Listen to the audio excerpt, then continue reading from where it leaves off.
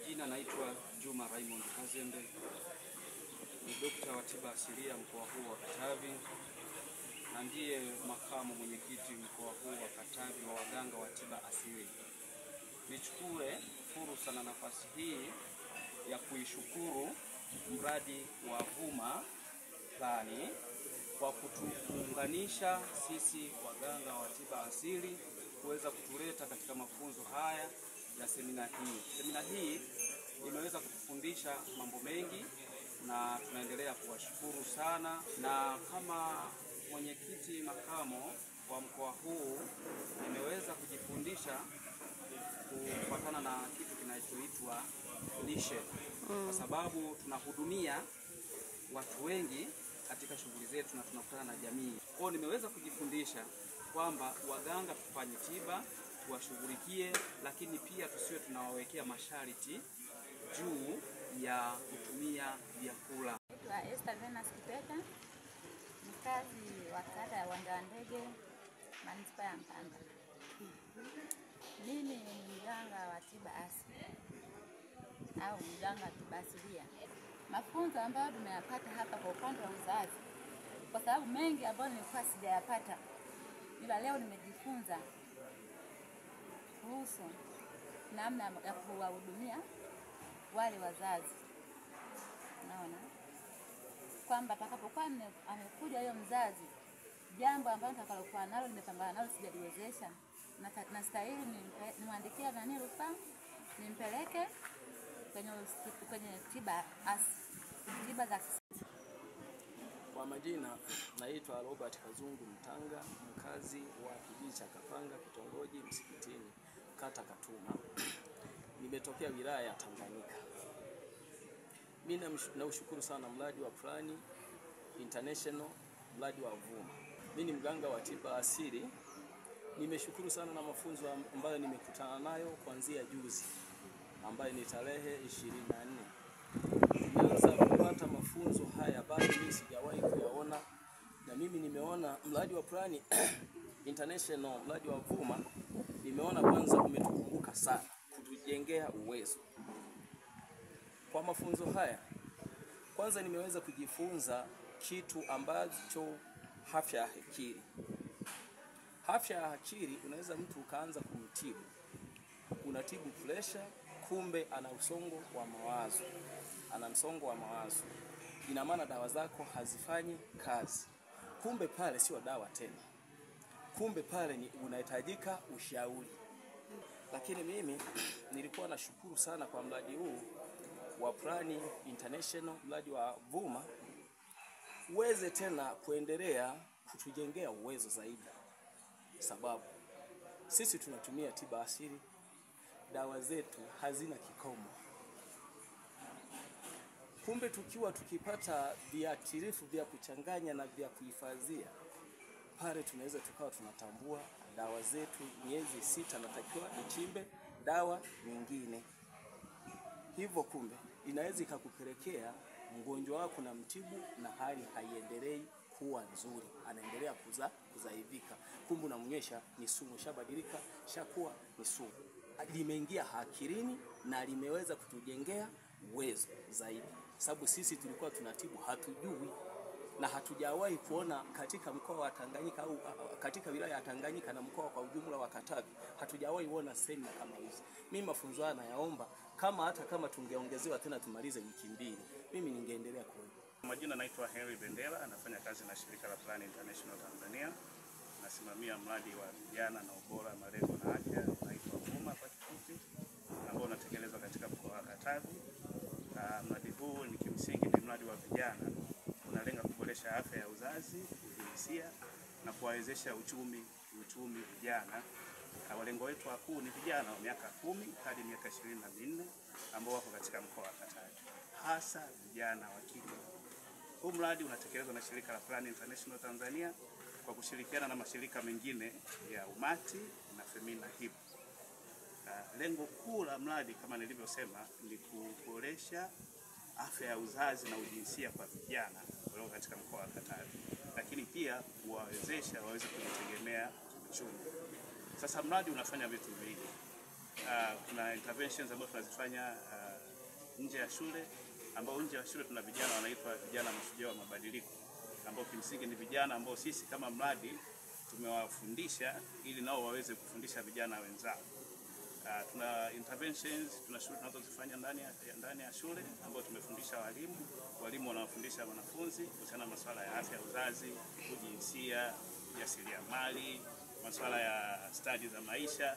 Lakini pia mwisho wa siku tuna bustani za mifano ambazo sisi kama mradi kushirikiana na walimu tunazitengeneza katika ile level ya shule ili kuwafanya wale vijana nao waweze kuwa na skills za kuweza kujitengenezea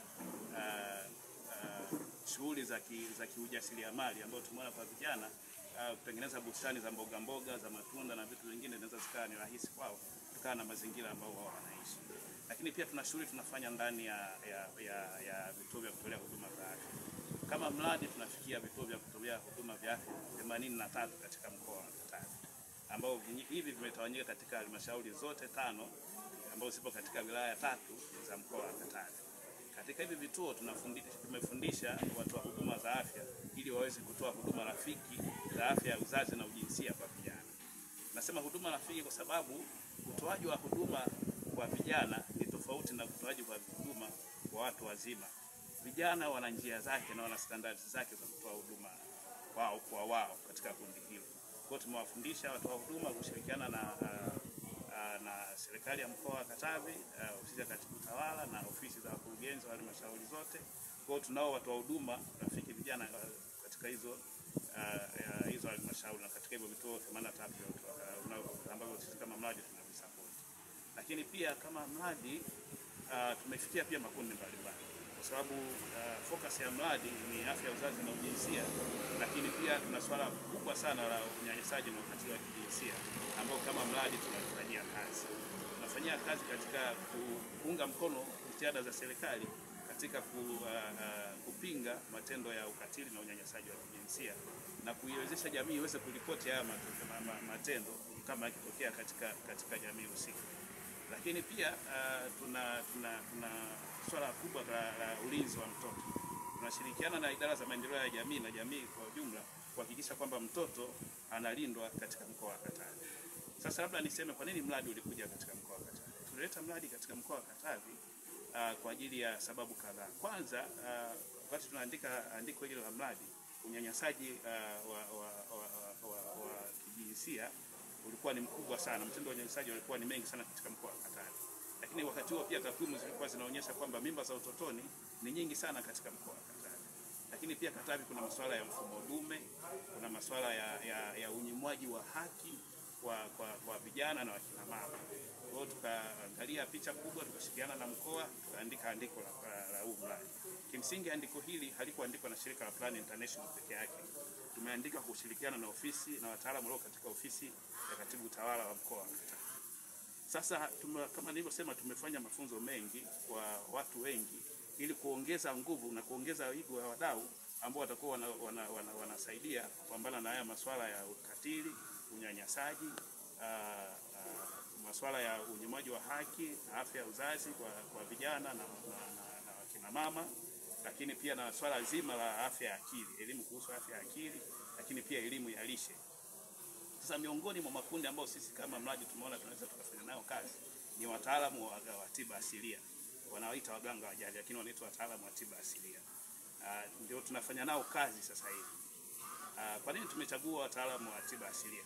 Tumechagua wataalamu wa tiba asilia kwa sababu tafiti ambazo tumezifanya sisi kama mradi tumekuja kugundua kwamba vijana akipata tatizo lolote la kiafya, tukijumuisha na masuala ya afya ya uzazi, amepata magonjwa ya ngono, amepata kitu chochote kinachohusiana na uzazi, kimbilio lake la kwanza ni kwa wataalamu wa tiba asili ambao kimsingi ndio wanaishi nao, na wengine ni wazazi wao, wengine ni baba zao, wengine ni mama zao, wengine ni bibi zao.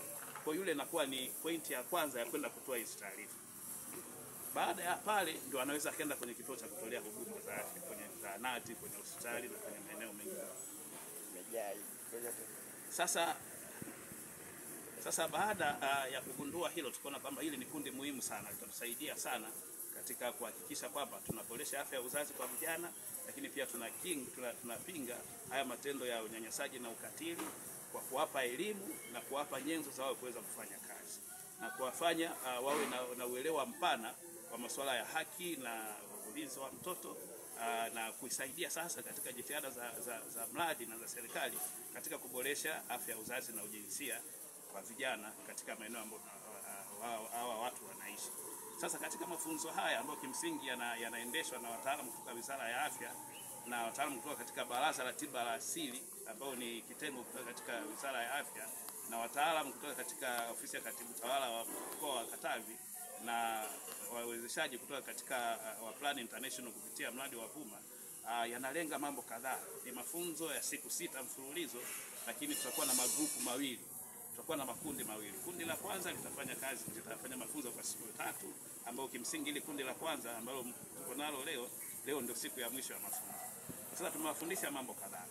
Tumewafundisha masuala ya afya ya uzazi na ujinsia, tumewafundisha masuala ya haki, tumewafundisha masuala ya lishe, tumewafundisha masuala ya unyanyasaji na ukatili na pia njia ya kuweza kuripoti kutokea matendo au vitendo hivi vya unyanyasaji, tukiamini kwamba hao ndio wanakuwa watu wa kwanza kuweza kupata watu ambao ni manusura au waathirika wa vitendo hivi vya unyanyasaji. Kwa sababu mtu amebakwa, mtu amepigwa, ameumizwa, sehemu ya kwanza kwenda ni kwa mtaalamu wa tiba asili kutokana na mazingira yetu ya mkoa wa Katavi, kabla hata hajafika katika sehemu za kutolea huduma za afya.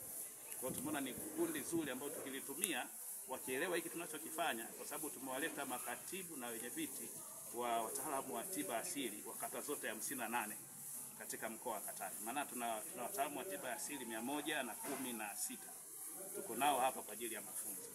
Kwa baada ya haya mafunzo tutakubaliana jinsi gani sasa tutaenenda ili hiki alichojifunza kwanza wakawafundishe wale wataalamu wengine wa kwenye level ya kata. Kuna mabaraza ya tiba asili ya level ya ngazi ya kata ambao hawa ndio tuliowaleta ndio wenyeviti na makatibu wao. Kwa baada ya kuwafanyia mafunzo wale pia watapata hii elimu na wao watasaidia kuweza kuitoa hii elimu kwa wale ambao watakuwa wanawapa huduma. Lakini pia sisi kama mradi tumeandaa utaratibu wa kuweza kutrack, kuweza kufuatilia, kuhakikisha kwamba hiki ambacho tunawafundisha kinakuwa na muendelezo.